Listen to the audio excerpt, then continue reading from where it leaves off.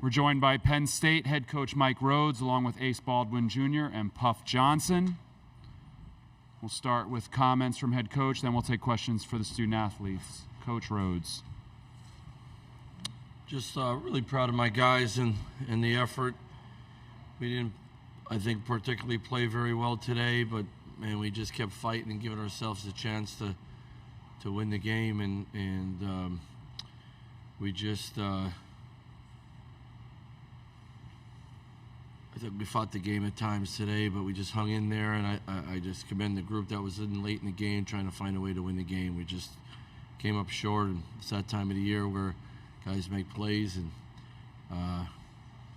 you got to live with it. So just I loved our effort. I loved how these guys were trying to find a way to win the game. We just didn't, and credit to Indiana. Questions for Ace and Puff on the right-hand side, front row. For both of you guys, how would you sum up how this season has gone compared to maybe considering everything that how this year started with all the uncertainty, how it went for you, and where are you sort of at with what's next for each of you? Puff, you start, then Ace. Like ending a season on a loss, and that's what happened today. So it's just it hurts, and it's just something that you need to build on and you need to learn on, and as a program we can learn on. And all the losses we had this year is always just a learning piece, and there's never a time where you can't learn from your mistakes. Ace. Like Puff said, it hurts end of the season with a loss. And also they picked us last for the preseason, and I think we did pretty well. Go in the second row. For both of you, have you guys made any decisions about whether you are going to come back and help kind of lead the team again? Ace. I got to talk to coach about that. Puff. Yeah, we haven't had these conversations yet, but I'm sure we will, and we'll go from there. Front row. Looking at this game itself, how challenging is it to fight through the kind of foul trouble that you guys had tonight, sort of navigating that? Ace.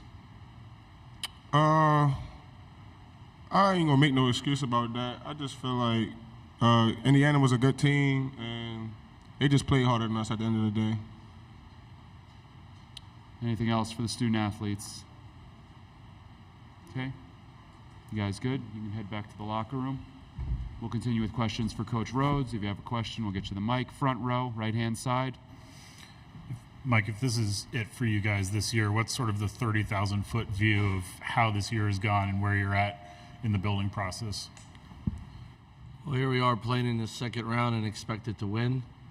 I think a lot of people didn't think we'd win any games. I think one time they said we were going to lose 17 in a row. And, you know, the best thing about that is outside of our locker room, all the other noise doesn't matter. So I think our guys, my view, with a wide lens, there's a lot of things that help put that foundation of our program down that we can build on.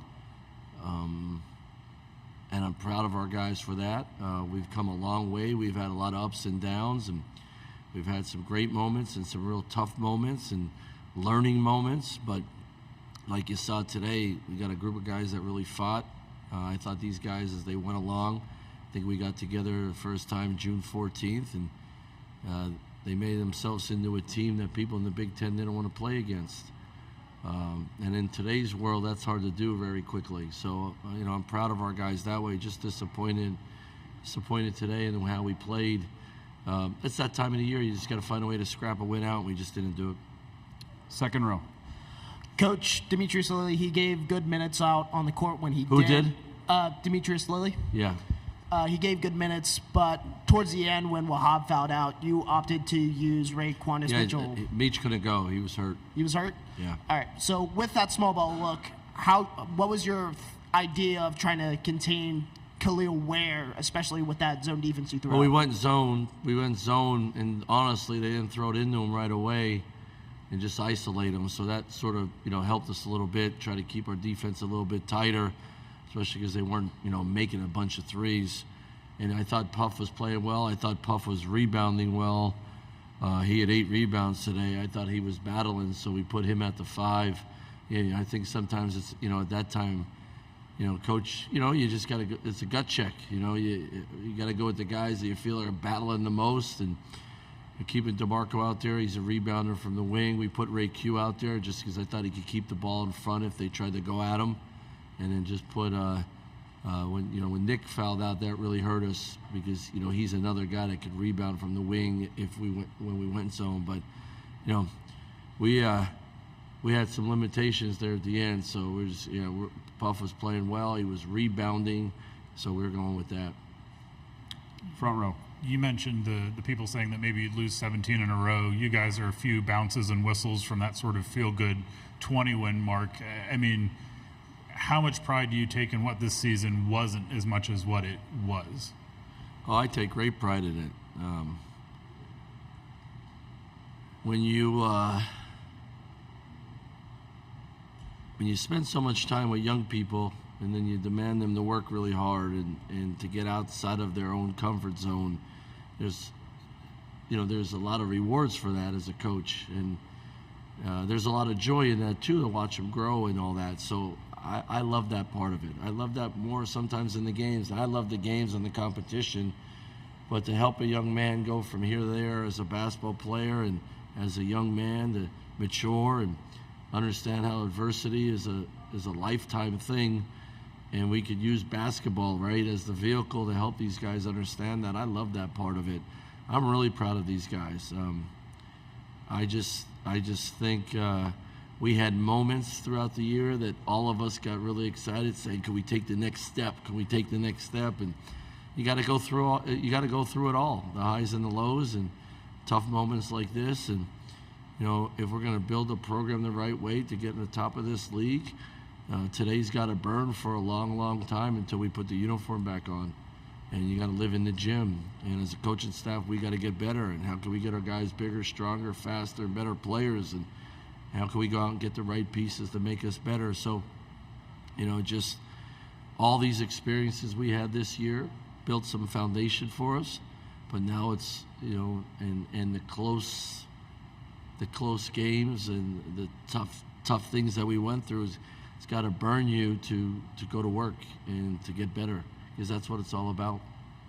Obviously, Puff and Ace have some decisions to make. What you do next will be dictated a lot by those decisions. Obviously, tonight's not the night to have that conversation, but what is sort of the timeline? Yeah, for we've had some conversations, but task at hand, that's the most important thing. Let's be where our feet are, and